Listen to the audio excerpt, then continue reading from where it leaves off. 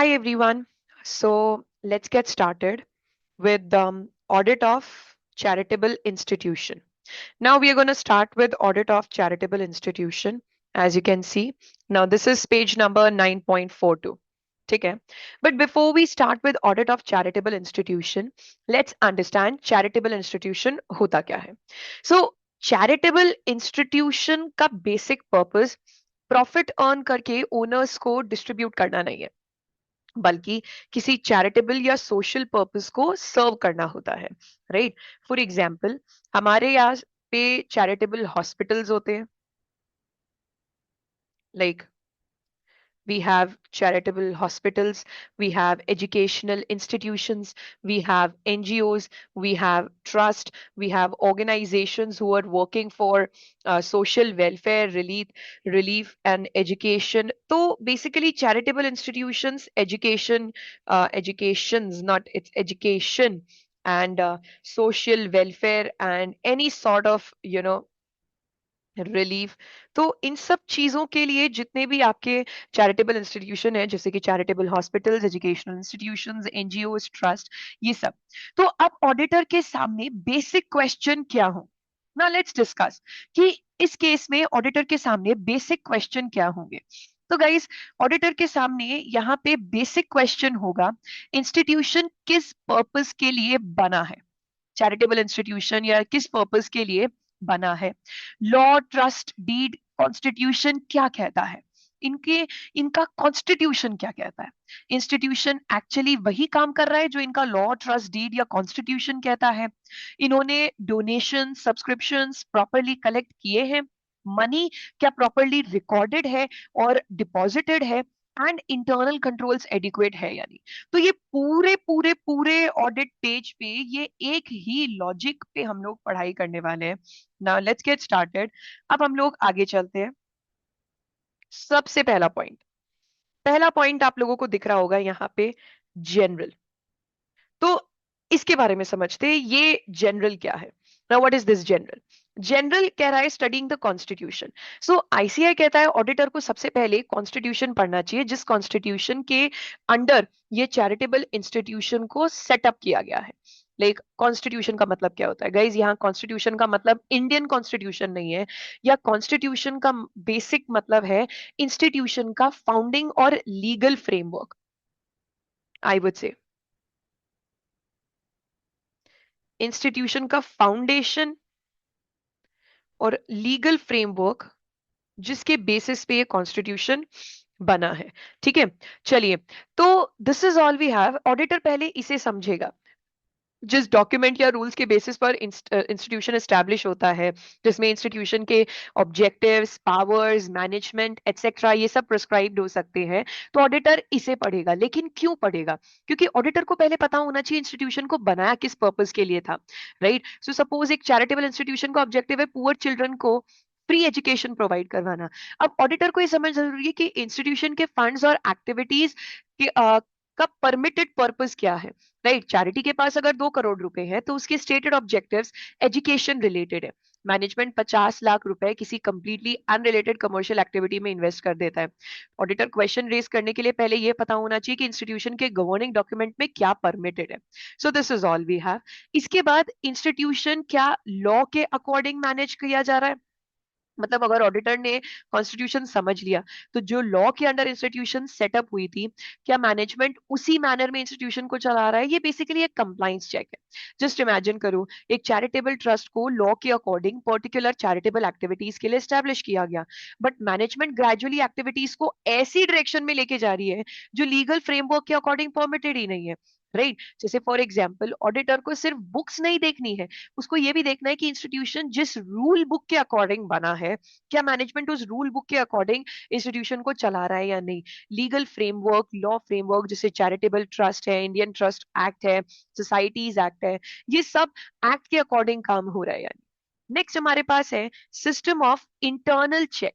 अब आता है इंटरनल चेक. पहली बात तो इंटरनल चेक होता क्या है. गाइस, वर्क को ऐसे डिवाइड और अरेंज करना कि एक पर्सन का काम ऑटोमेटिकली किसी दूसरे पर्सन को के चेक के अंडर आ जाए. स्पेशली यहाँ आईसीआई ने फोकस किया है अकाउंटिंग ऑफ अमाउंट्स कलेक्टेड. मतलब चैरिटी को जो मनी रिसीव होता है ना, अब चैरिटी को जो मनी रिसीव होगा वो कैसे कैसे होगा? एक तो डोनेशन मिलेगा, और एक सब्सक्रिप्शन मिलेगा।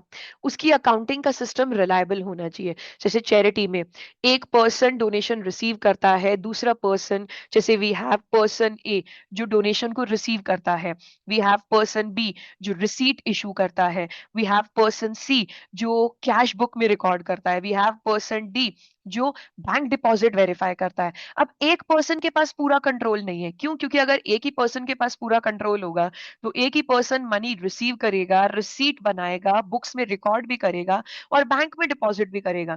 तो मैनिपुलेशन का स्कोप ज्यादा हो जाएगा। तो एक पर्सन के पास कंप्लीट कंट्रोल नहीं होना चाहिए, प्रॉपर डिवीजन ऑफ वर्क होना चाहिए ना। ये proper division of work he internal controls है, इंटरनल चेक्स होते हैं। So proper division of work होगा तो एक बेटर कंट्रोल हो पाएगा। ठीक है। इसके बाद है verifying income plus bank deposit. अब ऑडिटर इनकम को डिटेल में वेरीफाई करेगा और चेक करेगा कि अमाउंट जो रिसीव हुए हैं वो रेगुलरली एंड प्रॉम्प्टली बैंक में डिपॉजिट किए गए या नहीं। इसका मतलब क्या होता है? लाइक सपोज चैरिटी ने मंडे को, लेट्स से मंडे को 5 लाख रुपए डोनेशन रिसीव किया। अब ऑडिटर को ये कंसर्न हो सकता है कि ये 5 लाख कब बैंक में डिपॉजिट हुआ। अगर मनी बहुत दिनों तक कैश में पड़ा रहा तो रिस्क इंक्रीज हो सकता है। इसीलिए ये रेगुलर एंड प्रॉम्प्ट डिपॉजिट का मतलब क्या है? रीजन बीइंग कैश को अननेसेसरीली इंस्टीट्यूशन के प्रमाइसेस पर रखना, इससे कैश के चोरी होने के चांसेस बढ़ जाते हैं। अनरिकॉर्डेड ट्रांजैक्शंस का स्कोप क्रिएट हो जाता है। तो जैसे ही अमाउंट रिसीव हुआ उसको रिकॉर्ड करो, कैश बुक में रिकॉर्ड करो एंड प्रॉम्प्टली बैंक में जाकर डिपॉजिट करा दो and auditor bank statement check कर लेगा। ठीक है। चलिए अब आगे चलते हैं। लाइक ऑडिटर ने, एक एनजीओ ने मंडे को 2 लाख डोनेशन कलेक्ट किया बट एम्प्लॉय ने 2 लाख फ्राइडे को डिपॉजिट किया बैंक में। ऑडिटर बोलेगा मंडे से फ्राइडे तक पैसा कहाँ था, ये डिले का कारण क्या है? बस ये सिंपल सा क्वेश्चन ऑडिटर यहाँ पे पुट अप करने वाला है। मूविंग अहेड, अब हम लोग आगे चलते हैं नेक्स्ट पॉइंट पे। Examine the trust deed and regulations. तो ऑडिटर एग्जामिन करेगा trust deed and regulations as laid down. Trust deed क्या होता है गाइस? ट्रस्ट डीड वो लीगल डॉक्यूमेंट है जिसके थ्रू ट्रस्ट एस्टैब्लिश होता है। जैसे आप लोगों का सर्टिफिकेट ऑफ इनकॉर्पोरेशन होता है कंपनी के केस में, वैसे इनके केस में होता है आप लोगों का ट्रस्ट डीड। ठीक है।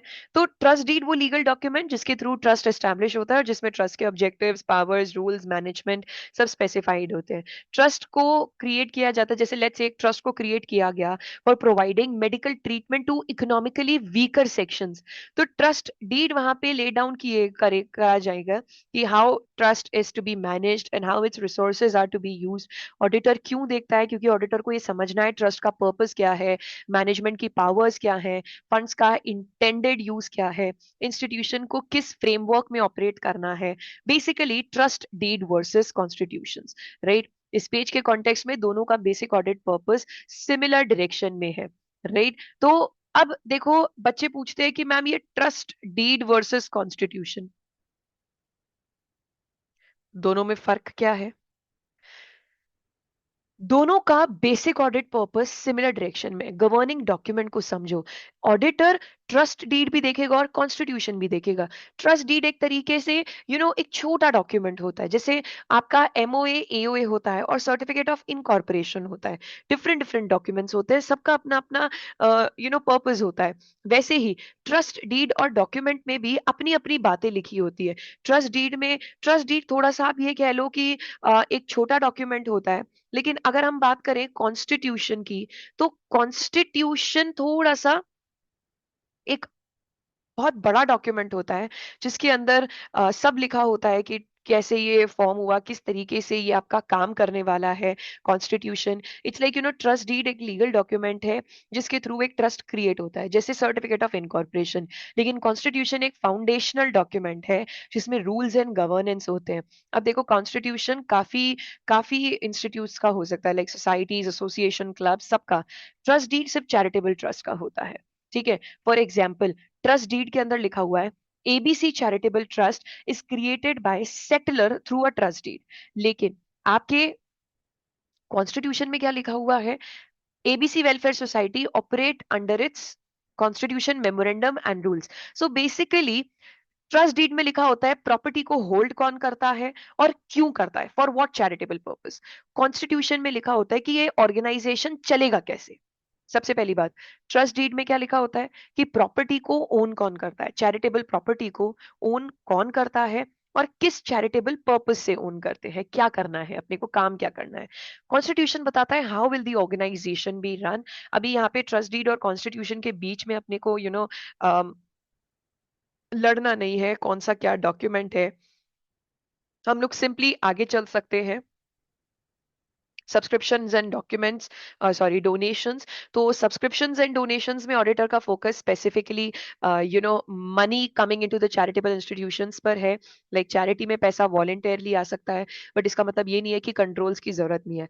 एक्चुअली डोनेशन में स्ट्रॉन्ग कंट्रोल्स की बहुत ज्यादा जरूरत है।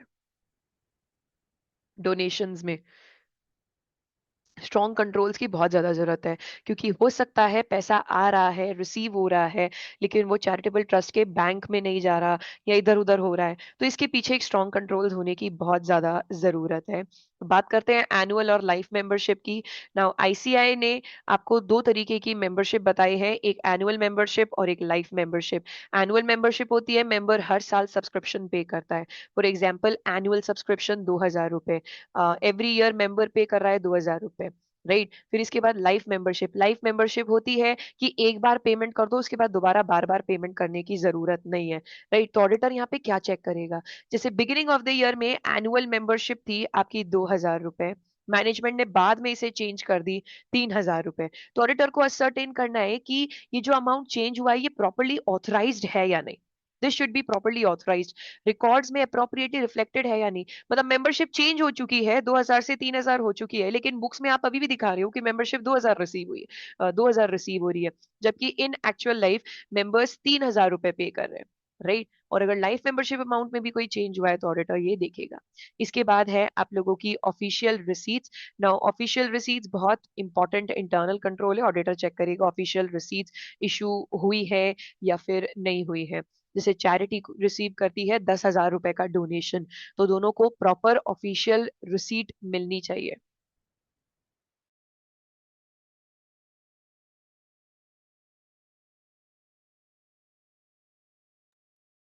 राइट। तो जैसे चैरिटी को रिसीव हुआ 10,000 रुपए का डोनेशन, तो डोनर को प्रॉपरली ऑफिशियल रिसीट मिलनी चाहिए, ये देखेगा। डोनर को ऑफिशियल रिसीट मिलनी चाहिए अगर वो आपको पेमेंट करके जा रहा है। क्यों? क्योंकि रिसीट एक एविडेंस एस्टैब्लिश करती है कि इंस्टीट्यूशन ने ये अमाउंट एक्चुअली रिसीव किया है। तो कंट्रोल होना चाहिए ओवर अनयूज्ड रिसीट बुक्स। सो जैसे सपोज रिसीट बुक में 100 रिसीट फॉर्म्स है, राइट। रसीद बुक के अंदर 100 फॉर्म्स है, वो 100 पर्चियां हैं, 50 यूज हो गई है, 50 अनयूज्ड है। तो ऑडिटर यहाँ पे इंश्योर करना चाहेगा कि ये अनयूज्ड रिसीट बुक्स पर एडिक्वेट कंट्रोल होना चाहिए, राइट। इमेजिन करो कोई अनयूज्ड रिसीट बुक्स किसी अनऑथराइज्ड पर्सन के पास चली जाए, वो फेक रिसीट इशू कर देगा कि हमने डोनर से 50,000 रुपए कलेक्ट किए, बट ऑफिशियल रिकॉर्ड्स में तो अमाउंट दिखाया ही नहीं जा रहा है। सो रिसीट बुक्स अगर कंट्रोल नहीं बनाओगे तो मैनिपुलेशन का स्कोप बढ़ जाता है, ठीक है। तो इस पे कंट्रोल बनाना बहुत जरूरी है। Plus all receipt books covering the period under review. Auditor obtain करता है सारी रिसीट बुक्स जो एक पीरियड के अंदर है। जैसे फॉर एग्जांपल मेरा ऑडिट पीरियड है 1 अप्रैल 2026 से लेके 31 मार्च 2027 तक, ये मेरा ऑडिट पीरियड है, ठीक है। अब ऑडिटर को सिर्फ ये रिसीट बुक देखकर नहीं बोल सकते कि बस ये देख लो, राइट। उस पीरियड के उसको पीरियड के सारी रेलेवेंट रिसीट्स बुक चाहिए। मतलब इस पर्टिकुलर ड्यूरेशन की पीरियड की जितनी भी रिसीट बुक्स बनी है ना, ऑडिटर ये देखना चाहेगा, क्योंकि अदरवाइज कुछ रिसीट्स हिडन हो सकती है, अनएग्जामिन्ड हो सकती है। तो कोई भी रिसीट छूटे ना, नहीं तो रिसीट छूट जाएंगी, खाली रिसीट है, कोई भी भर के ला देगा कि देखो हमने तो आपके इंस्टीट्यूशन को 50,000 का डोनेशन दिया है, प्लस ये रिसीट बुक होती है तो किसी अनऑथराइज पर्सन के पास चली गई रिसीट बुक, तो वो उस रिसीट बुक को भर के, और इनकम टैक्स एक्ट में बच्चों अपना डिडक्शन भी क्लेम कर सकता है, उसके पास प्रूफ होगा। लेकिन हमारे एनजीओ के पास तो एक्चुअली कोई पैसा आया ही नहीं है। तो ये रिसीट बुक जो अनयूज्ड है ना, इसका एक प्रॉपर कंट्रोल होना चाहिए। फिर इसके बाद है test checking of counterfoils with cash book.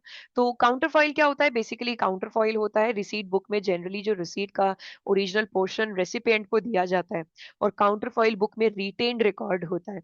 मतलब जब हम रसीद काटते हैं तो एक रसीद, मतलब नीचे कार्बन पेपर लगा होता है, एक रसीद जाती है सामने वाले डोनर के पास में जिसने डोनर किया है, डोनेशन किया है, एक रिसीट रहती है हमारे पास में, जो हमारे पास में है वो है काउंटर फॉइल। ठीक है, और ओरिजिनल रिसीट जाती है डोनर को। तो ऑडिटर काउंटर फॉइल के अकॉर्डिंग कैश बुक से मैच करेगा, सारी अमाउंट, डेट, रिसीट, डिटेल सब ब्रॉडली अग्री करना चाहिए, क्योंकि हो सकता है कि आपके पास कोई पैसा आया, आपने रसीद काट के दी, लेकिन कैश बुक में वो रिकॉर्डेड नहीं है, राइट। सपोज कुछ कैंसल रिसीट्स भी हो सकती है, जैसे रिसीट नंबर 105, रिसीट नंबर 105। अब देखो, ये कैंसल्ड दिखा रहा है, ऑडिटर इसको कैजुअली स्किप नहीं करेगा। ऑडिटर यहाँ पे जानना चाहेगा कि ये रिसीट कैंसिल क्यों हुई, क्योंकि कैंसलेशन कभी कभी मैनिपुलेशन का कारण बन सकता है। लाइक 50,000 रुपए रिसीव हुए हैं, रिसीट इशू हुई है, फिर लेटर इस रिसीट को कैंसिल कर दिया गया। तो अगर प्रॉपर कंट्रोल नहीं है तो यहाँ पे क्वेश्चन आता है कि पैसा रिसीव तो हुआ था लेकिन कैंसिल क्यों हुआ, राइट। तो कोई भी कैंसिल रिसीट होती है, वो कैंसिल रिसीट पता है क्या हो जाती है? Red flag. ये रहा कैंसिल रिसीट लिखा हुआ है बच्चों, कैंसिल रिसीट हो जाती है रेड फ्लैग, कि पैसा तो आया, रिसीट इशू भी हुई, फिर बाद में इसको कैंसिल क्यों किया। That's all we have. ठीक है, ये था हमारा इस 2 पॉइंट्स का एक्सप्लेनेशन।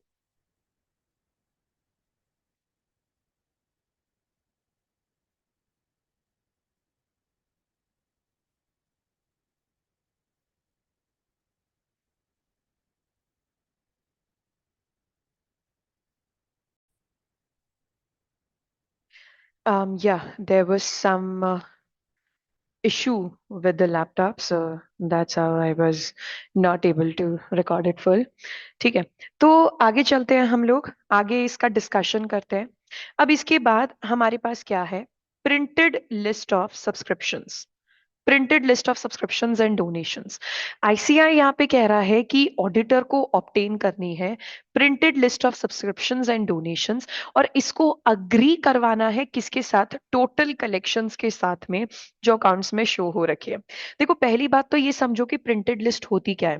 प्रिंटेड लिस्ट होती है जिसमें चैरिटेबल इंस्टीट्यूशन के पास डोनर्स और मेंबर्स का डिटेल्ड रिकॉर्ड हो सकता है। डोनर्स और मेंबर्स का डिटेल रिकॉर्ड हो सकता है, उसी को हम लोग प्रिंटेड लिस्ट बोलते हैं। जैसे कि डोनर ए ने कितने दिए? 50,000 रुपए दिए। डोनर बी ने कितने दिए? 25,000 रुपए दिए। डोनर सी ने कितने दिए? 1 लाख रुपए दिए। डोनर डी ने कितने दिए? 25,000 रुपए दिए। तो ये होती है चैरिटेबल इंस्टीट्यूशन के पास डोनर्स और मेंबर्स का डिटेल्ड रिकॉर्ड। ठीक है, तो अब इसकी एक प्रिंटेड लिस्ट लेनी है और इसको मैच करना है टोटल कलेक्शन से। ये डिटेल लिस्ट इंस्टीट्यूशन से ऑब्टेन करके ऑडिटर अकाउंट्स में शोन टोटल से अग्री करेगा। जैसे अकाउंट्स में डोनेशंस दिखा रखे हैं 2 लाख रुपए के, टोटल डोनेशंस दिखा रखे हैं, लेकिन फिर उसके बाद जब हमने अग्रीमेंट किया तो 1,70,000 का कलेक्शंस दिखा रखा है, 30,000 का इन्वेस्ट डिफरेंस ऑडिटर यहाँ पे इन्वेस्टिगेट करेगा। ऑडिटर सिर्फ फाइनल टोटल को देखकर ट्रस्ट नहीं करता, वो टोटल के पीछे का डिटेल ब्रेकअप भी देखता है कि individual subscriptions and donations add करके वही फिगर आ रहा है या नहीं जो अकाउंट्स में रिपोर्टेड है। अकाउंट्स में रिपोर्ट आप कर रहे हो 2 लाख, लेकिन इंडिविजुअल टोटल करने पे आ रहा है 1,70,000। तो यही सारी चीजें एक ऑडिटर देखना पसंद करेगा। ठीक है, इसके बाद हम लोग आगे चलते हैं। Then we have box collections and flag days. ठीक है, अब ये थोड़ा सा आप लोगों को अनयूजुअल लगेगा, सो इसको प्रॉपरली समझते हैं। एक्चुअली ऑडिटर को एग्जामिन करना है internal check, system of internal check regarding moneys receive from box collections, flag days collections from representatives, और इसको चेक करना है किसके साथ में, करस्पॉन्डेंस के साथ में, ऑफिशियल रिसीट्स इशूड के साथ में, इन सब के साथ में चेक करना है। तो पहली बात तो बॉक्स कलेक्शन क्या होता है। एक्चुअली चैरिटेबल ऑर्गेनाइजेशंस ना डोनेशन बॉक्सेस रखते हैं। जैसे एक बॉक्स रख दिया और उस बॉक्स के ऊपर लिखा हुआ है डोनेट कर दो for education of under privilege children, और इसके अंदर पैसा डाल दो, राइट। अब बॉक्स को आपने किसी पब्लिक लोकेशन पे प्लेस किया। मैं एक मिठाई की दुकान पे जाती हूँ जहाँ पे एक बॉक्स रखा रहता है, यूजुअली जोधपुर स्वीट्स है एक हमारे घर के पास में, वहां पे एक बॉक्स रखा रहता है और उस बॉक्स के अंदर लगा होता है कि डोनेट कर दो फॉर अंडर प्रिविलेज चिल्ड्रन। आप जेप्टो से जोमेटो से ऑर्डर करो, वहां पे आता है। आप बर्गर किंग चले जाओ, I don't know burger king या बर्गर फार्म, बर्गर किंग में रखा होता है +2 रुपीज, एवरी ऑर्डर पे +2 रुपीज वो आपसे लेते हैं, donation for under privilege children या डोनेशन फॉर गर्ल्स एजुकेशन, इस तरीके का डोनेशन। तो ये बॉक्सेस होते हैं। यहाँ इंडिविजुअल डोनर आइडेंटिफिकेशन डिफिकल्ट हो सकती है, मतलब आप आइडेंटिफाई नहीं कर पाओगे कि किस इंडिविजुअल डोनर ने डोनेट किया है, राइट। 500 लोग 100 से लेके 500 रुपए डोनेट करते हैं, मतलब काफी सारे लोग उसके अंदर अपना पैसा डालते हैं, काफी सारे लोग, ठीक है। कोई 100 रुपए डाल के जाता है, कोई 500 रुपए डोनेट करके जाता है। तो हर इंडिविजुअल डोनेशन के लिए नॉर्मल रिसीट इशू करना प्रैक्टिकल नहीं हो सकता है। तो इसके अंदर बॉक्स में से कितना पैसा निकला, क्या पूरे ऑर्गेनाइजेशन के रिकॉर्ड्स में आया, वो चीजें रिकॉर्डेड होती है। इसके बाद आप लोगों के आते हैं फ्लैग डेज क्या होते हैं। तो flag day type fund raising activities में वॉलंटियर्स और रिप्रेजेंटेटिव्स पब्लिक से डोनेशन कलेक्ट करते हैं। कैसे, कुछ सिंबॉलिक फ्लैग डिस्ट्रीब्यूट करके या कोई फंड रेजिंग डिस्ट्रीब्यूट करके। जैसे आप लोगों ने देखा होगा, अक्सर हम लोग रास्ते में से जा रहे होते हैं तो इस्कॉन वाले रोक के एंड हमें कुछ टोकन देते हैं, एक फंड रेजिंग टोकन देते हैं, और पब्लिक प्लेसेस पे जाके बेसिकली वॉलंटियर्स पब्लिक प्लेसेस पे जाकर डोनेशन रेज करें। तो चैरिटी के लिए डोनेशन कंट्रीब्यूट कर दीजिए। अब एक बात बताओ, जैसे 100 रिप्रेजेंटेटिव्स ने टोटल ओवरऑल 2 लाख रुपए कलेक्ट किए हैं, 100 रिप्रेजेंटेटिव्स ने। जैसे 100 रिप्रेजेंटेटिव्स, 100 वॉलंटियर्स जाके 2 लाख रुपए पब्लिक से कलेक्ट कर करके ला रहे हैं, पब्लिक प्लेस पे जा रहे हैं, किसी कैफे में जा रहे हैं या कहीं पे भी जा रहे हैं और इतना कलेक्ट करके ला रहे हैं। तो ऑडिटर का ये कंसर्न है कि क्या रिप्रेजेंटेटिव्स ने एक्चुअली 2 लाख कलेक्ट किया और पूरा 2 लाख इंस्टीट्यूशन को हैंड ओवर हुआ, कि ऑफिशियल रिकॉर्ड्स में 2 लाख अकाउंट हुआ। तो ये सारी चीजें ऑडिटर यहाँ पे चेक करता है, कॉरेस्पॉन्डेंस देखेगा। अब कॉरेस्पॉन्डेंस क्यों चेक करेगा, क्योंकि कॉरेस्पॉन्डेंस में written communication, records related to the collection, ये सब चीजें होती है। लाइक कलेक्शन के लिए अथॉरिटी किसकी थी, इंस्ट्रक्शंस क्या दिए गए आपके वॉलंटियर्स को, कम्युनिकेशन रिगार्डिंग कितना कम्युनिकेशन किया होगा कि कितना अमाउंट कलेक्ट हुआ है, सबमिशन ऑफ कलेक्शंस, ये सारी चीजें ऑडिटर कॉरेस्पॉन्डेंस से पता लगाएगा कि कितना डिस्कस हुआ था, कितना कलेक्शन हो चुका है, कितना पैसा दिया गया और कितना एक्चुअली आया। क्योंकि हो सकता है वॉलंटियर्स 2 लाख इकट्ठे करके लाए हो, लेकिन चैरिटेबल इंस्टीट्यूशन बता रहा है कि वॉलंटियर्स 1.5 लाख इकट्ठे करके लाए हैं फाइनेंशियल स्टेटमेंट्स में। तो इसीलिए ये चीजें देखनी बहुत जरूरी है, ऑफिशियल रिसीट्स कितनी इशू हुई है उनसे मैच करना जरूरी है। आगे चलते हैं। मूविंग अहेड, हमारे सामने है total subscriptions and donations versus published figures. Total subscriptions and donations, published figures, ठीक है। अब ऑडिटर एक और इंटरेस्टिंग क्रॉस चेकिंग करता है, वो वेरीफाई करता है टोटल सब्सक्रिप्शंस और डोनेशंस जो एक्चुअली रिसीव हुए हैं किसके साथ में, उसके साथ में फिगर्स जो रिपोर्ट्स में पब्लिश करी गई हैं। जैसे कि चैरिटी ने फिगर्स पब्लिश किए, चैरिटेबल इंस्टीट्यूशन एक रिपोर्ट पब्लिश कर रहा है और उसमें बता रहा है कि देखो हम लोगों ने इतने इतने डोनेशंस रेज किए हैं। तो ऑडिटर चेक करेगा क्या एक्चुअली में इतने डोनेशंस रेज किए, कहीं ज्यादा या कम तो नहीं है, राइट। तो चैरिटी की एनुअल रिपोर्ट में लिखा हुआ है डोनेशन हमने रिसीव किया 50 लाख रुपए, लेकिन बुक्स में दिखा रखे हैं 45 लाख रुपीज, और रिपोर्ट में दिखा रखा है दैट हमने 50 लाख रुपीज इशू किए। तो ऑडिटर पूछेगा कि ये 5 लाख का डिफरेंस क्यों आ रहा है। अगर कोई लेजिटिमेट एक्सप्लेनेशन है तो ठीक है, नहीं तो ऑडिटर इसे आगे चेक करता है कि ऐसा क्यों है कि चैरिटेबल इंस्टीट्यूशंस बच्चों अक्सर annual reports, donor reports, fund raising reports, ये सब चीजें शो करते हैं, और किसी भी तरीके की कोई डिफरेंस आता है तो वो पता करना बहुत जरूरी है। चलिए, मूविंग अहेड, अब हम लोग आगे चलते हैं इंपॉर्टेंट पार्ट की तरफ, online digital receipts of subscriptions and donations, इसकी तरफ देखते हैं, ठीक है। अब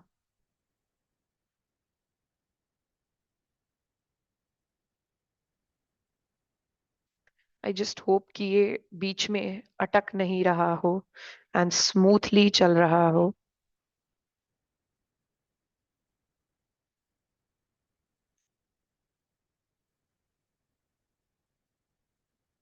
एनीवेज, तो ऑडिटर ऑनलाइन डिजिटल रिसीट्स देखेगा सब्सक्रिप्शंस की और डोनेशंस की। एक्चुअली अब यहाँ पे ना ट्रेडिशनल डोनेशन से आईसीएआई ने मूव किया है मॉडर्न डिजिटल कलेक्शंस की तरफ, क्योंकि अब यार जमाना चेंज हो चुका है, बदल चुका है।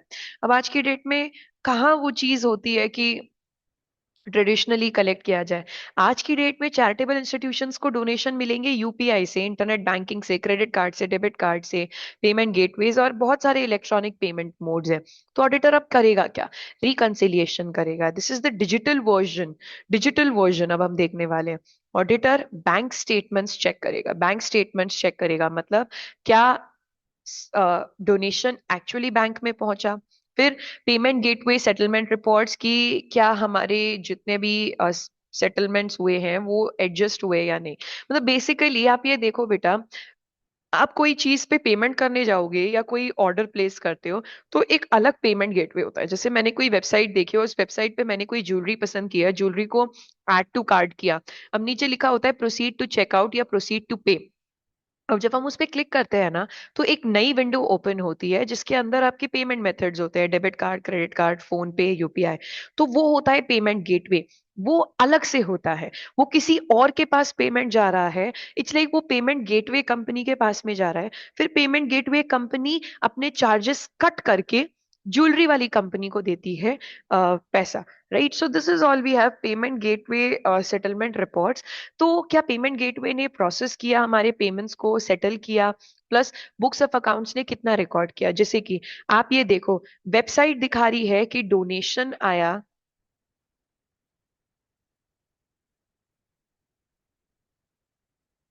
1 लाख रुपए का।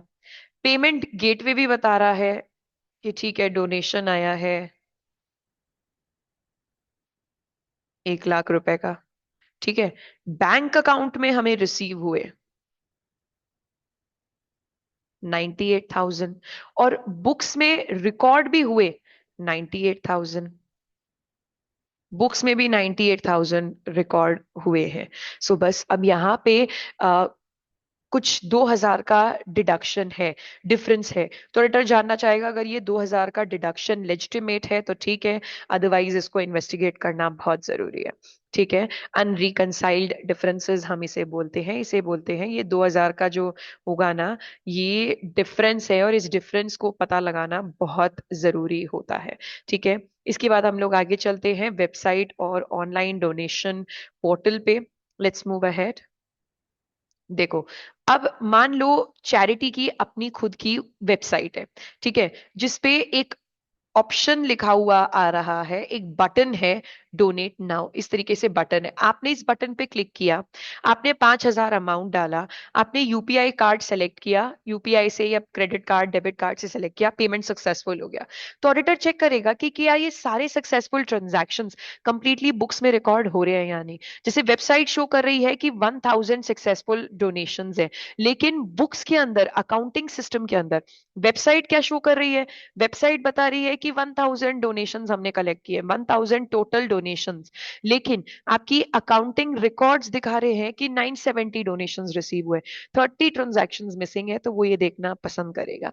इसके बाद पेंडिंग सेटलमेंट्स, सबसे पहला वेबसाइट और ऑनलाइन डोनेशन पोर्टल को देखेगा, सारे सक्सेसफुल ट्रांजैक्शंस कंप्लीटली रिकॉर्डेड हुए हैं या नहीं बुक्स के अंदर। फिर उसके बाद पेंडिंग सेटलमेंट, जैसे पेमेंट सक्सेसफुल है बट मनी अभी तक बैंक में सेटल नहीं हुआ है, तो ऑडिटर ये देखना चाहेगा।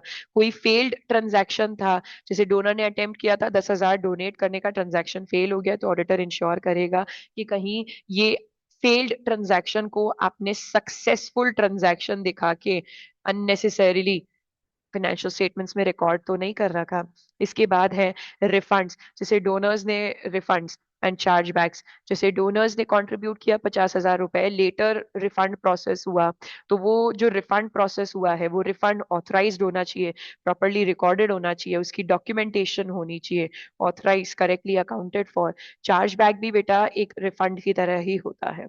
सो ये सारी चीजें ऑडिटर यहाँ पे देखना पसंद करेगा। मूविंग अहेड, नेक्स्ट हमारे पास में आ जाता है ट्रांजैक्शन गेटवे बैंक चार्जेस। जैसे ऑनलाइन डोनेशंस रिसीव होते हैं 1 लाख रुपए, पेमेंट गेटवे इसको 2,000 को डिडक्ट करता है, 98,000 आपको देता है। तो ये ट्रांजैक्शन चार्जेस को आपको करेक्टली अकाउंट फॉर करना है। आपको दिखाना है कि डोनेशन 1 लाख रिसीव हुआ था, 2,000 के हमारे चार्जेस कटे हैं एंड ओवरऑल 98,000। तो इस तरीके से आपको दिखाना पड़ेगा कि डोनेशन इतना था, फिर ये मतलब ऐसे नहीं दिखा सकते आप सीधा सीधा दिखा दो कि 98,000 का ये डोनेशन रिसीव हुआ है। नहीं, दिखाओ कि 1 लाख का डोनेशन रिसीव हुआ है, 2 लाख हमारे पेमेंट गेटवे ने काटे हैं, डिडक्शन चार्जेस है, 98,000 ओवरऑल हमारे रिसीव हुए हैं। ठीक है, ये अप्रोप्रिएटली डिस्क्लोज्ड होने चाहिए। मूविंग अहेड, आगे चलते हैं इंटीग्रेटेड डोनर मैनेजमेंट। अब यहाँ पे एक ना आईटी कंट्रोल पॉइंट आ गया। यहाँ पे आईसीआई कुछ आईटी कंट्रोल लेके आया है, right. Donor management system, donor management system accounting software है एक तरीके का। ये एक्चुअली ऑटोमेटिकली ट्रांसफर करता है इंफॉर्मेशन। जैसे डोनर ने पे किए 25,000 रुपए, डोनर मैनेजमेंट सिस्टम ऑटोमेटिकली इस डेटा को ट्रांसफर करेगा to the accounting system, accounting system को ऑटोमेटिकली डेटा ट्रांसफर कर देगा। ठीक है, ये होता है आपका डीएमएस, जो सारे डोनेशंस को मैनेज करके चलता है एंड डेटा को ट्रांसफर कर देता है। तो ऑडिटर का यहाँ पे कंसर्न ये है कि ऑडिटर देखना चाहेगा डेटा ट्रांसफर कंप्लीट होना चाहिए, एक्यूरेट होना चाहिए। जैसे 100 donations are successfully recorded in DMS, लेकिन सिर्फ अकाउंटिंग रिकॉर्ड्स पे 97 ही गए। 100 रिकॉर्ड हुए थे लेकिन डीएमएस पे, सॉरी अकाउंटिंग सिस्टम पे कितने गए, 97 ही। तो डोनर मैनेजमेंट सिस्टम बता रहा है कि 25,000 का डोनेशन आया है, लेकिन अकाउंटिंग सिस्टम बता रहा है कि 15,000 का डोनेशन आया है। तो ये ऑडिटर यहाँ पे देखना पसंद करेगा, क्या दिक्कत है, क्या चीज है, क्या नहीं। ये सारी चीजें ऑडिटर यहाँ पे देखना पसंद करेगा। मूविंग अहेड, आगे चलते हैं हम लोग फिफ्थ पॉइंट के ऊपर। फिफ्थ पॉइंट पे है access controls over online donations. यहाँ पे आईसीआई कहता है कि ऑडिटर को एक्सेस कंट्रोल्स चेक करने हैं over online donation and subscription system. सबसे पहली बात तो एक्सेस कंट्रोल है क्या? एक्सेस कंट्रोल है सिस्टम को कौन एक्सेस कर सकता है और उस पर्सन को क्या क्या करने की परमिशन है। जैसे लेट्स से एक एम्प्लॉय ए है जो डोनेशंस देख सकता है, सिर्फ देख सकता है। एम्प्लॉय बी है जो रिपोर्ट जनरेट कर सकता है। फिर इसके बाद एक सीनियर ऑथराइज्ड पर्सन है जो रिफंड अप्रूव कर सकता है। और एक आईटी एडमिनिस्ट्रेटर है जो जिसके पास पूरा टेक्निकल एक्सेस है। अगर एक कम एम्प्लॉय को आप ये चारों चीजें दे दोगे, मतलब वो डोनेशंस देख भी सकता है, रिपोर्ट जनरेट भी कर सकता है, रिफंड अप्रूव भी कर सकता है और टेक्निकल एक्सेस भी कर सकता है। एक एम्प्लॉय को आप पूरा कंट्रोल दे दोगे ना, तो ये बहुत रिस्की होगा, राइट। जैसे ऑडिटर चेक करेगा किसके पास राइट्स है जो डोनर रिकॉर्ड्स को मॉडिफाई कर पा रहा है, डोनर रिकॉर्ड्स को मॉडिफाई कर पा रहा है, राइट। जैसे हमारा डोनर का कंट्रीब्यूशन रिकॉर्ड था 50,000, किसी अनऑथराइज पर्सन ने चेंज करके 5,000 कर दिया, ये प्रॉब्लम हो जाएगी भाई साहब। फिर उसके बाद कौन कैंसिल करता है? अच्छा, जो कैंसिल करता है क्या उसके पास अथॉरिटी है भी या नहीं, राइट। फिर जो रिफंड्स को प्रोसेस करता है उसके पास भी अथॉरिटी है कि नहीं। सो ये पूरी चीजें ऑडिटर देखना चाहेगा। इधर ऑडिट ट्रेल्स लिखा हुआ है। ऑडिट ट्रेल्स एक्चुअली मैं आपको बताऊं तो होता है ये सिस्टम का सीसीटीवी होता है। ये एक एक चीज रिकॉर्ड करता है कि किसने क्या किया, किसी ट्रांजैक्शन को क्रिएट किसने किया, मॉडिफाई किसने किया, कैंसिल किसने किया, रिफंड किसने किया। वो सारी चीजें रिकॉर्ड करने का काम आपके ऑडिट ट्रेल का होता है। ठीक है, मूविंग अहेड, अब हम लोग आगे चलते हैं लेगेसीज। जैसे आईसीआई यहाँ पे कहता है कि आईसीआई कहता है कि आपको वेरीफाई करने amounts receive by reference to correspondence with any figures and available information. पहली बात तो लेगेसी होती क्या है? चैरिटेबल इंस्टीट्यूशन को किसी पर्सन की विल या टेस्टामेंट्री अरेंजमेंट के थ्रू अमाउंट और प्रॉपर्टी मिल सकती है। जैसे फॉर सपोज मिस्टर एक्स अपनी विल में लिख के जा रहा है कि मेरी 20 लाख का 20 लाख की प्रॉपर्टी एक चैरिटेबल ट्रस्ट को देनी है। तो मिस्टर एक्स की डेथ के बाद 20 लाख चैरिटेबल ट्रस्ट के पास जाएंगे। तो ऑडिटर को वेरीफाई करना है कि क्या 20 लाख सच में एक्चुअली रिसीव हुए क्या, भाई साहब, एक्चुअली रिसीव हुए क्या। मतलब विल में लिखा हुआ तो था पर एक्चुअली रिसीव हुए का, इसके सपोर्टिंग डॉक्यूमेंट्स कहाँ है। तो ये यहाँ पे करस्पॉन्डेंस देखेगा। अब अगेन करस्पॉन्डेंस क्यों देखेगा? करस्पॉन्डेंस इसीलिए देखेगा क्योंकि करस्पॉन्डेंस ही वो चीज है जो आपको बता सकती है कि एक्चुअली लाइक करेस्पॉन्डेंस में कम्युनिकेशन होता है ना, 20 लाख की लेगेसी पेबल टू चैरिटी, तो वो कम्युनिकेशन से मैच करेगा, करेस्पॉन्डेंस को एक्चुअल रिसीट और अकाउंटिंग रिकॉर्ड के साथ मैच करेगा। इसके बाद आपका ग्रांट्स है। अब ग्रांट्स देखते हैं, लाइक चैरिटेबल इंस्टीट्यूशंस को गवर्नमेंट या लोकल अथॉरिटीज या अदर सोर्सेज से कुछ ग्रांट्स भी मिलते हैं। अब यहाँ पे आईसीआई ने दो स्पेसिफिक प्रोसीजर्स बताए हैं, एक है वाउचिंग और दूसरा है ऑब्टेनिंग सर्टिफिकेट। वाउचिंग क्या होता है? ऑडिटर ग्रांट अमाउंट को वेरीफाई करेगा करेस्पॉन्डेंस के साथ में, रिसीट्स के साथ में, मिनट बुक्स के साथ में, राइट। वाउचिंग बेसिकली होता है कि सपोर्टिंग एविडेंस चेक करना। जैसे गवर्नमेंट ने ग्रांट दी आपको 50 लाख रुपए, चैरिटेबल इंस्टीट्यूशन को गवर्नमेंट ने ग्रांट दी 50 लाख रुपए, तो ऑडिटर सिंपली बुक्स में 50 लाख देखकर एक्सेप्ट नहीं करेगा। वो देखेगा कि भाई साहब हमारे पास कोई प्रूफ होना चाहिए, सपोर्टिंग एविडेंस। जैसे कि गवर्नमेंट ने आपको मेल भेजा होगा, 50 लाख की ग्रांट को सैंक्शन करने का मेल भेजा होगा।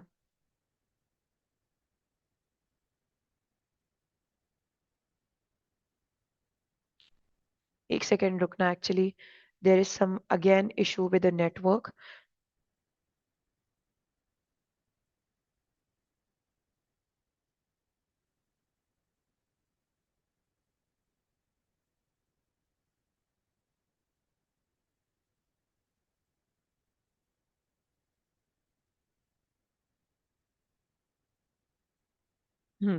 अब इशू नहीं आएगा।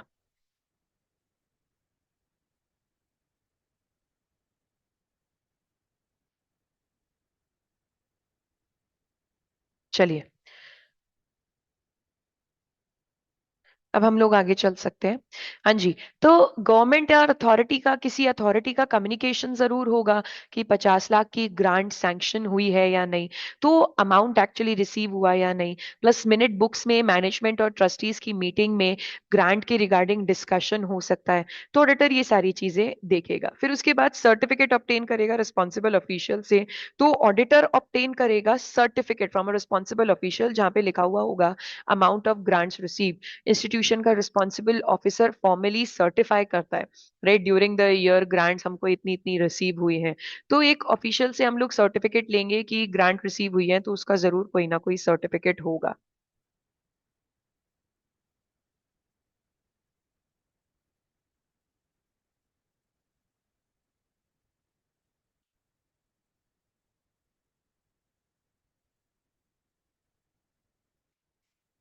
Certificate from a responsible official.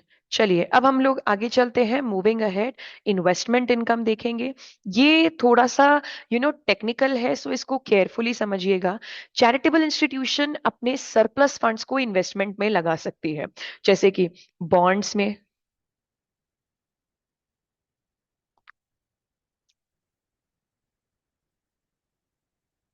Bonds में, शेयर्स में, फिक्स्ड रेट सिक्योरिटीज में, यहाँ पे लगा सकती है चैरिटेबल इंस्टीट्यूशन।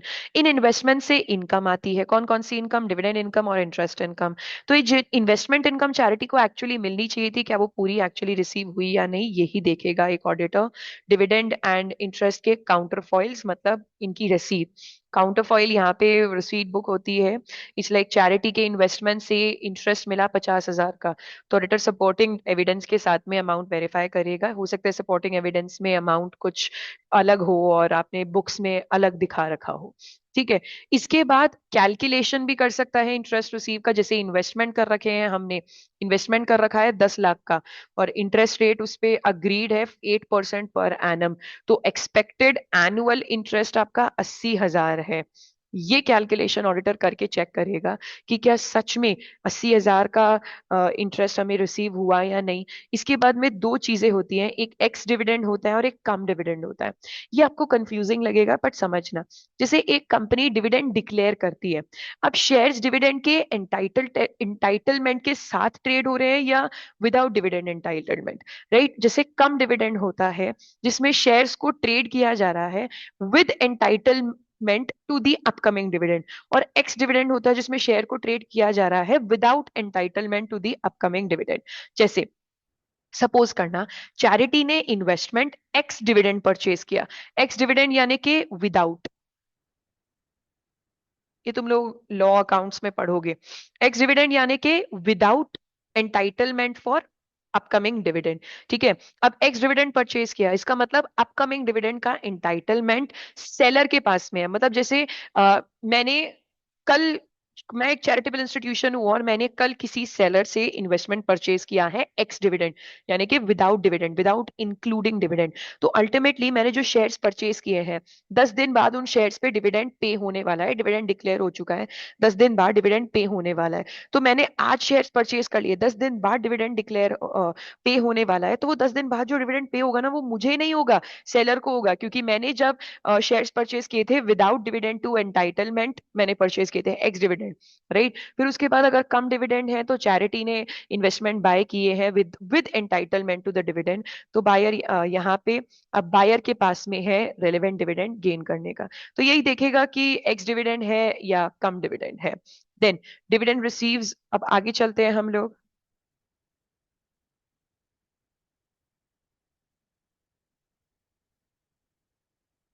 चलिए फोर्थ पॉइंट देखते हैं। ये है dividend received versus schedule of investments. तो ऑडिटर यहाँ पे कंपेयर करेगा कि डिविडेंड रिसीव कितना हुआ और इन्वेस्टमेंट्स कहाँ कहाँ कर रखे हैं उस हिसाब से, राइट। अब आप ये देखो, हमने कंपनी ए में, बी में, सी में इन्वेस्टमेंट कर रखे हैं। ए में कर रखा है 50,000 का इन्वेस्टमेंट, बी में कर रखा है 30,000 का इन्वेस्टमेंट, सी में कर रखा है 20,000 का इन्वेस्टमेंट। ओवरऑल हमने 1 लाख का इन्वेस्टमेंट कर रखा है, लेकिन एक्चुअल डिविडेंड हमें रिसीव हुआ 80,000 रुपए। तो कंपनी सी का डिविडेंड कहाँ गया? 80,000 रुपए ज्यादा हो गया क्या? 8,000 रुपए। तो कंपनी सी का डिविडेंड कहाँ गया? कैसे है? डिविडेंड डिक्लेयर नहीं हुआ, पेमेंट डिले हो गया, इन्वेस्टमेंट की टर्म्स क्या है, क्या रिकॉर्ड करने में एरर हुआ, या डिविडेंड रिसीव नहीं हुआ। तो ये सारी चीजें एक ऑडिटर देखना पसंद करेगा। मूविंग अहेड, अब आपके पास में है रेंट। तो चैरिटेबल इंस्टीट्यूशन के पास प्रॉपर्टीज हो सकती है, प्रॉपर्टीज जैसे कि shops, offices, buildings, other rented premises. अगर प्रॉपर्टी रेंट पर दी गई है तो चैरिटी को रेंटल इनकम मिलती है। ऑडिटर यहाँ पे वेरीफाई करेगा रेंट इनकम कंप्लीट और करेक्टली रिकॉर्डेड होनी चाहिए। इसके बाद आपको यहाँ पे रेंट रोल दिखेगा, rent roll plus tenancy agreements. तो रेंट रोल होता है एक detail record of properties and tenants plus rent payable and receivable. एक पूरा रोल, एक पूरी शीट जिसपे सब चीजें लिखी हुई है कि हमारे अगर 3 टेनेंट्स है, टेनेंट ए, टेनेंट बी, टेनेंट सी, तो किस टेनेंट को कितना रेंट देना है, 50,000, 75,000 और 40,000। और इसको महीने की 5वीं तारीख को देने हैं, इसको 10वीं तारीख को देने हैं, इसे 15वीं तारीख को देने हैं। तो ये पूरा रेंट रोल के अंदर लिखा हुआ होता है। ऑडिटर इसे एग्जामिन करेगा और टेनेंसी एग्रीमेंट्स के साथ में मैच करेगा, जिसमें सब amount of rent, due dates वगैरह सब एग्रीमेंट्स लिखे होते हैं, मतलब रेंट एग्रीमेंट से मैच करेगा। ठीक है, फिर उसके बाद ऑडिटर रेंट को चेक करेगा। अब रेंट आपने पे किया होगा तो रेंट की आपको रिसीट मिली होगी या बैंक स्टेटमेंट में एंट्री होगी, तो उन सब चीजों से, और कैश बुक में रिकॉर्डेड होगा, तो उन सब चीजों से यहाँ पे ऑडिटर चेक करेगा एक एक चीज।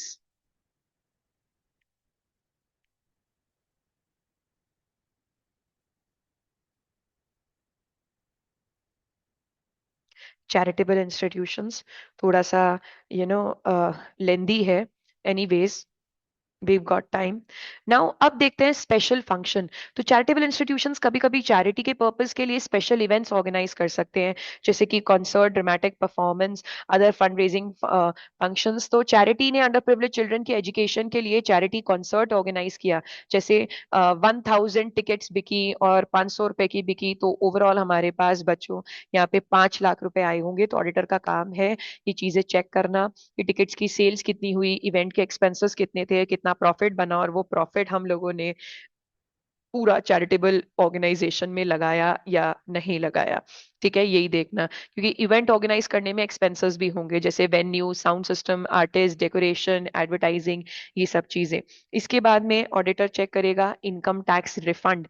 तो इनकम टैक्स रिफंड जहाँ पे इनकम टैक्स डिडक्ट हुआ है फ्रॉम इन्वेस्टमेंट इनकम, ये एग्जेम्प्ट होना चाहिए, मतलब एग्जेम्प्ट होता है चैरिटेबल इंस्टीट्यूशंस के लिए। जैसे चैरिटेबल इंस्टीट्यूशन को इन्वेस्टमेंट से 1 लाख का इंटरेस्ट मिलना है, पेयर ने एप्लीकेबल टीडीएस डिडक्ट कर दिया 10,000 रुपए का, तो इंस्टीट्यूशन को, चैरिटेबल इंस्टीट्यूशन को 10,000 का टीडीएस रिफंड मिला या नहीं मिला है। ठीक है, क्योंकि ये एग्जेम्प्ट होता है इनकम टैक्स में। तो ऑडिटर चेक करेगा, वाउच करेगा इनकम टैक्स रिफंड को, इनकम टैक्स डिपार्टमेंट से कम्युनिकेशन में मैच करेगा, एंड देन इनका कैलकुलेशन भी देखेगा। चेकिंग कैलकुलेशन, जैसे कि एलिजिबल रिफंड था 50,000, चैरिटी ने क्लेम किया 70,000, तो ये गलत है। रिफंड आपको सिर्फ 50,000 का एलिजिबल है तो 50,000 का ही मिलेगा भाई साहब। इसके बाद अब इनकम से एक्सपेंडिचर साइड पे आ जाते हैं। यहाँ ऑडिटर का मेजर कंसर्न है कि चैरिटी का पैसा एक्चुअली चैरिटेबल पर्पस के लिए ही यूज होना चाहिए। जैसे कि मान लो चैरिटेबल इंस्टीट्यूशन खुद भी ग्रांट दे सकती है। जैसे चैरिटी का ऑब्जेक्टिव होता है पुअर सेक्शंस, पुअर स्टूडेंट्स को एजुकेशन सपोर्ट प्रोवाइड करवाना। अब चैरिटेबल इंस्टीट्यूशन ने किसी स्टूडेंट या किसी ऑर्गेनाइजेशन को 2 लाख की ग्रांट दी है, तो ऑडिटर यहाँ पे वेरीफाई करेगा कि सिर्फ पेमेंट हुआ या नहीं। ये चेक करना इनफ नहीं है। ऑडिटर चेक करेगा कि ग्रांट चैरिटेबल पर्पस के लिए ही जानी चाहिए, पर्पस इंस्टीट्यूशन के ऑब्जेक्टिव्स के हिसाब से होना चाहिए, ऑब्जेक्टिव्स के हिसाब से होना चाहिए, पेमेंट भी चेक करेगा, प्लस चैरिटेबल पर्पस से जानी चाहिए, और क्या ट्रस्टी डायरेक्टर मैनेजिंग कमेटी ने इससे कोई पर्सनली बेनिफिट तो नहीं लिया है, पर्सनल बेनिफिट तो नहीं लिया। ठीक है, तो this is all we have. इसके बाद charity security properties and physical verification. तो आपने जो सिक्योरिटी हेल्ड करके रखी है प्लस इन्वेंट्रीज ऑफ प्रॉपर्टीज, अगर वो चाहे मूवेबल हो या इमूवेबल हो, मूवेबल जिसे मूव किया जा सकता है फर्नीचर व्हीकल्स, इमूवेबल जिसे मूव नहीं किया जा सकता जैसे लैंड और बिल्डिंग, तो ऑडिटर यहाँ पे वेरीफाई करेगा, इंस्पेक्ट करेगा सिक्योरिटीज को, इमूवेबल प्रॉपर्टीज को। सबसे पहले सिक्योरिटीज को इंस्पेक्ट करेगा उनकी ओनरशिप डॉक्यूमेंट से, फिर उसके बाद टाइटल डीड्स चेक करेगा लैंड और बिल्डिंग का, इमूवेबल प्रॉपर्टीज का, एंड मूवेबल प्रॉपर्टीज को भी फिजिकल वेरिफिकेशन करेगा मूवेबल प्रॉपर्टीज का। इसके बाद auditor cash and bank payments check करेगा। Now cash and bank payments जैसे कि एक्सपेंडिचर का मेजर पार्ट यहीं से फ्लो होता है, तो ऑडिटर इंश्योर करेगा पेमेंट को रिकॉर्ड किया गया, यानी actual payment evidence supporting voucher. जैसे चैरिटी ने रिकॉर्ड किया है 2 लाख पेमेंट टू सप्लायर, तो ऑडिटर देखेगा बैंक स्टेटमेंट से में डेफिनेटली वो रिफ्लेक्ट कर रहा होगा अगर पेमेंट किया है तो। फिर उसके बाद funds contributed for a special purpose, जैसे कि किसी ने कंट्रीब्यूट किए 10 lakh for construction of a school building, तो चैरिटी इसको 10 लाख को कहीं और नहीं लगा सकती, क्योंकि जब सामने वाले ने स्पेशल पर्पस के लिए कंट्रीब्यूट किया है तो इसको आपको बिल्डिंग के कंस्ट्रक्शन में ही लगाना पड़ेगा। जो चीज सामने वाले ने बोला वो चीज अपने को करने का है। Here we are done with this charitable institutions की ऑडिट।